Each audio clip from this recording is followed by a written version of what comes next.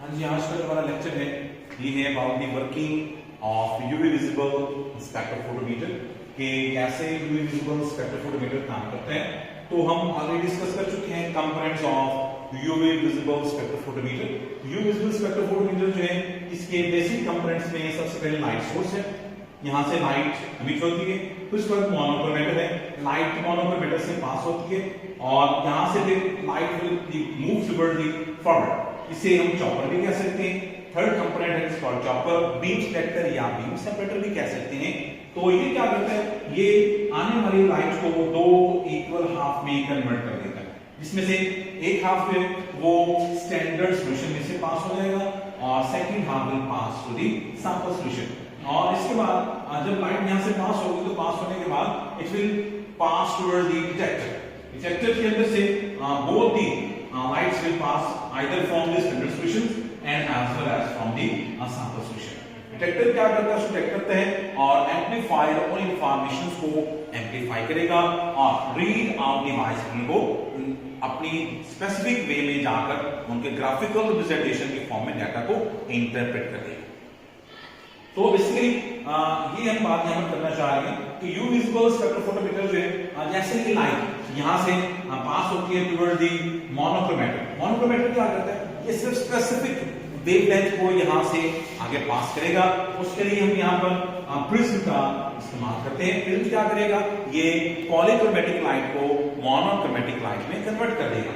उसके बाद अब जैसे ये लाइट यहां से आगे फॉरवर्ड होगी तो यहां से ये दो इक्वल हाफ में कन्वर्ट हो जाएंगे, जिसमें से one intensity of the light will pass through the standard solution while the other intensity of the light both have the same intensity। हमने एक ही लाइट जो है रेडिएशंस को उसको हमने दो हिस्सों में तकसीम किया है, वो सेम यहां से सैंपल सॉल्यूशन में से पास हो जाएगी और डिटेक्टर क्या करेगा, वो इन दोनों के डिफरेंस को यहां पर डिटेक्ट करेगा। लेट अस कंसीडर हमारे पास स्टैंडर्ड सॉल्यूशन, मोस्टली हम यहां पर वाटर को इस्तेमाल करते हैं, तो वाटर जो है वो यहां पर स्टैंडर्ड सॉल्यूशन है। अगर हम सैंपल सॉल्यूशंस के अंदर भी वाटर को इस्तेमाल करेंगे तो under that condition I the light intensity that will be passed after passing through the standard solution it will be termed as I naught, while the intensity of light that pass through the sample solution it will be termed as I. So when both the compartments contain same kind of solvent in solution, then I naught will be equal to I. It means जो intensity of light standard solution में से पास हो रही है, same intensity of light sample solutions के अंदर से पास हो रही है। इट्स मीन दोनों के दरमियान में कोई डिफरेंस नहीं होगा। I naught will be equal to I under that set of conditions. Okay, तो इसके बाद जो लाइट है वो यहां से आगे फॉरवर्ड हो जाएगी। लेट अस कंसीडर हमारे पास सैंपल सॉल्यूशन में कोई मॉलिक्यूल्स है, कोई मॉलिक्यूल्स है वो क्या करते हैं, रिमेंबर दैट कि मॉलिक्यूल्स जो है वो स्पेसिफिक वेवलेंथ को एब्सॉर्ब करते हैं।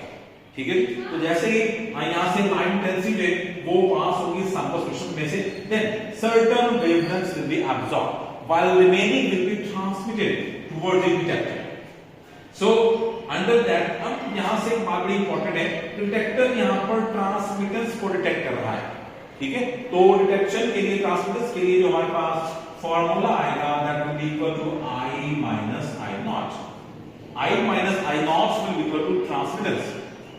Now the light that is passing toward the standard solution and sample solution, ठीक है, वो इंटेंसिटी लाइट जो सैंपल सॉल्यूशन में से पास होगी वो डिपेंड करती है यहां पर कितने मॉलिक्यूल्स हैं।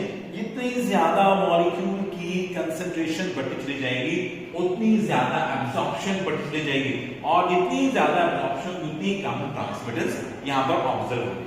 इट मीन दैट कि अगर यहां पर मॉलिक्यूल्स की कंसंट्रेशन कम है ट्रांसमिटेंस विल बी हाई, और अगर यहां पर मॉलिक्यूल्स की तादाद ज्यादा है, मीन सॉल्यूशन के अंदर सॉल्यूट की कंसंट्रेशन ज्यादा है, then absorption will be high and transmittance